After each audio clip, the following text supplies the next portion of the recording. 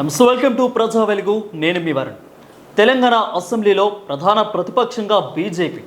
ఇప్పుడు బీజేపీ తెలంగాణ అసెంబ్లీలో ప్రధాన ప్రతిపక్షంగా ఎదగనుందా? బీఆర్ఎస్ను పూర్తి ఖాళీ చేసే పనిలో బీజేపీ అటు కాంగ్రెస్ రెండు కూడా వ్యూహాలు రచిస్తున్నాయా? ఇప్పుడు ఇదే తెలంగాణ ప్రజలలో ఆసక్తికరంగా వెలుగొందుతున్న వార్త. నిజానికి బీజేపీ 8 మంది ఎమ్మెల్యేలు ఉన్నా ఇప్పుడు 4గురిని చేర్చుకోవడంతో ప్రధాన ప్రతిపక్ష హోదాను సాధించబోతుంది. ఇదే ఇప్పుడు బీజేపీ నేతల్లో ఉన్న కూడా ప్రశ్నగా మారింది. ఇటు బీజేపీలోకి చేరేందుకు కూడా 4 ఎమ్మెల్యేలు సిద్ధంగా ఉన్నారంటూ అటు బీఆర్ఎస్ ఎమ్మెల్యేలు కూడా ఆసక్తి రేపుతున్న ప్రశ్నగా మారుతుంది. నిజానికి ఆ 4 ఎమ్మెల్యేలు ఎవరు? బీఆర్ఎస్పీని కాంగ్రెస్లోకి విలీనం చేసుకోబోతుందా? ఇదంతా కూడా ఇప్పుడు తెలంగాణ ప్రజలలో ఆసక్తి రేపుతున్న ప్రశ్నలుగా మారుతుంది. వాటన్నింటినీ కూడా మనం క్లారిటీగా చూద్దాం. దిక్కుతోచని పరిస్థితిలో బీఆర్ఎస్, నిజంగా దిక్కుతోచని పరిస్థితుల్లోనే ఇప్పుడు బీఆర్ఎస్ ఉందని చెప్పవచ్చు. దాదాపు 39 సీట్లు కూడా కైవసం చేసుకున్న బీఆర్ఎస్ పార్టీ ఇప్పుడు దిక్కుతోచని పరిస్థితిలో ఉంది. గెలిచిన 7 ఎమ్మెల్యేలు వెళ్ళిపోవడంతోనే మిగిలిన వారు కూడా ఉంటారా ఓడతారా అనే పరిస్థితిలో బీఆర్ఎస్ ఉంది. అయితే ఫస్ట్ కేటర్ని వదిలేసి సెకండ్ కేటర్ని కూడా నిలుపుకునే ప్రయత్నంలో, కేవలం సెకండ్ కేటర్ అయినా నిలుపుకునే ప్రయత్నంలో బీఆర్ఎస్ పార్టీ అధినేత కేసీఆర్ అడుగులు వేస్తున్నారు. ఇక కేటీఆర్ కూడా దానికి సన్నద్ధంగానే అటు హరీష్ రావుతో కలిపి మంత్రాలు జరిపే ప్రయత్నం చేస్తున్నారు. ఎంతగా బుజ్జగించినా కానీ పార్టీ నేతలు ఎవ్వరూ కూడా వినడం లేదు. నిన్నటికి నిన్న ఓకే మేము వెళ్ళమంటున్నా కానీ రేపు ఉదయానికల్లా రేవంత్ రెడ్డితో వెళ్ళి కండవలు కప్పుకుంటున్నారు.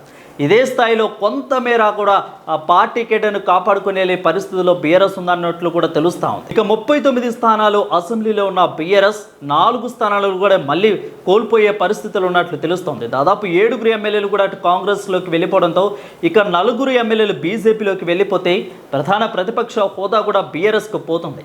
ఇదే నేపథ్యంలో ప్రధాన ప్రతిపక్ష హోదా ఇటు బీజేపీకి వస్తుంది అనే ఊహాగానాలు కూడా వ్యక్తమవుతున్నాయి. ఇక బీఆర్ఎస్ విలీనంపై కాంగ్రెస్ ఫోకస్. దాదాపు కూడా గెలిచిన 7 ఎమ్మెల్యేలను కూడా బీఆర్ఎస్ పార్టీ నుండి కాంగ్రెస్లోకి విలీనం చేసుకున్నారు.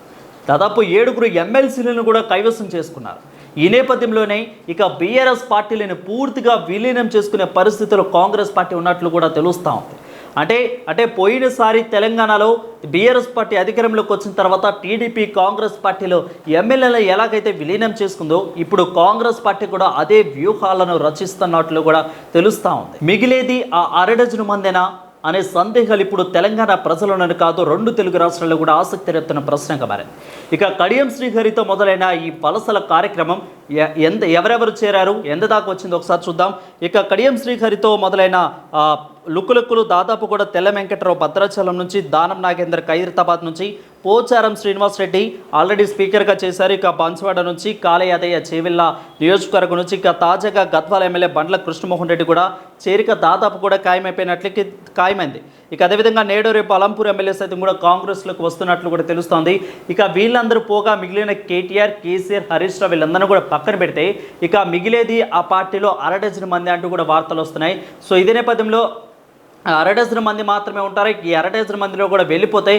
ఇక బీఆర్ఎస్ కూడా ఖాళీ అయ్యే పరిస్థితి ఉన్నట్లు కూడా వార్తలు వినిపిస్తున్నాయి. చూద్దాం, 1/2 డజను మంది కూడా ఉంటారా ఓడతారా అనేది కూడా ఆసక్తి రేపుతుంది. ఇక ఒక పక్క అంటే కాంగ్రెస్ పార్టీలో నుంచి మళ్ళీ బీఆర్ఎస్లోకి వచ్చిన చాలామంది నేతలు, సబితా ఇంద్రారెడ్డి, తలసాని కానీ ఇలాంటి నేతలందరూ కూడా మళ్ళీ ఇప్పుడు బీఆర్ఎస్లోకి వెళ్లేందుకు కూడా ప్రయత్నాలు జరుగుతున్నట్లు వార్తలు వస్తే దీన్ని ఖండించారు కూడా ఆ నేతలందరూ కూడా. సో మిగిలిన నేతలు కూడా ఉంటారా ఓడతారా బీఆర్ఎస్ పార్టీలోనే అనుమానాలు కూడా వ్యక్తమవుతున్నాయి. చేరికలపైనే బీజేపీ కూడా ధీమా వ్యక్తం చేస్తున్నట్లు కూడా తెలుస్తోంది. దాదాపు 4 బీఆర్ఎస్ నుంచి ఎమ్మెల్యేలు వస్తే వాళ్ళు కూడా ఇక ప్రధాన ప్రతిపక్ష హోదా కూడా కైవసం చేసుకునే పనిలో బీజేపీ ఉన్నట్లు తెలుస్తోంది.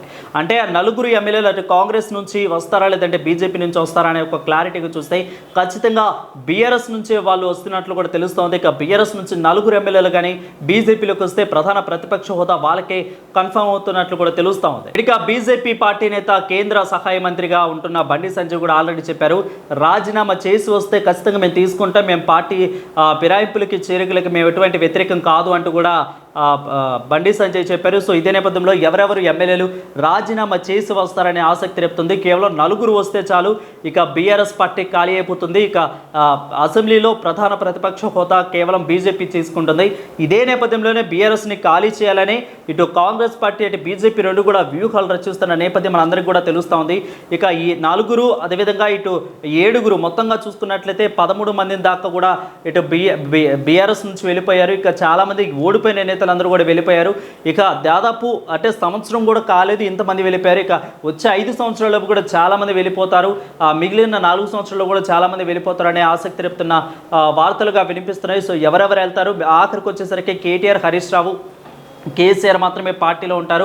సెకండ్ క్యాటర్ని ఎంకరేజ్ చేస్తారనే వార్తలు కూడా వస్తున్నాయి. సో చూద్దాం మరి ఇక బీఆర్ఎస్ నుంచి ఇక బీజేపీలోకి ఆ నలుగురు ఎమ్మెల్యేలు ఎవరైనా కానీ ఒక నలుగురు ఎమ్మెల్యేలు మాత్రం వెళ్తే ప్రధాన ప్రతిపక్ష హోదా ఖచ్చితంగా బీజేపీకే దక్కుతుంది. ఇక థర్డ్ ప్లేస్లోకి బీఆర్ఎస్ వెళ్తుంది. దాదాపు 1.8% మాత్రమే ఓట్లు కోల్పోయి ఇక సెకండ్ ప్లేస్లో ఇప్పుడున్న బీఆర్ఎస్ థర్డ్ ప్లేస్కి వెళ్ళే పరిస్థితి కనిపిస్తూ ఉన్నట్లు కూడా తెలుస్తోంది. చూద్దాం ఆ నలుగురు ఎమ్మెల్యేలు ఎవరెవరు వెళ్తారో ఎప్పుడు వెళ్తారో కూడా మనం పూర్తి వివరాలు మనకి ఇంకా రావాల్సింది. Stay with us.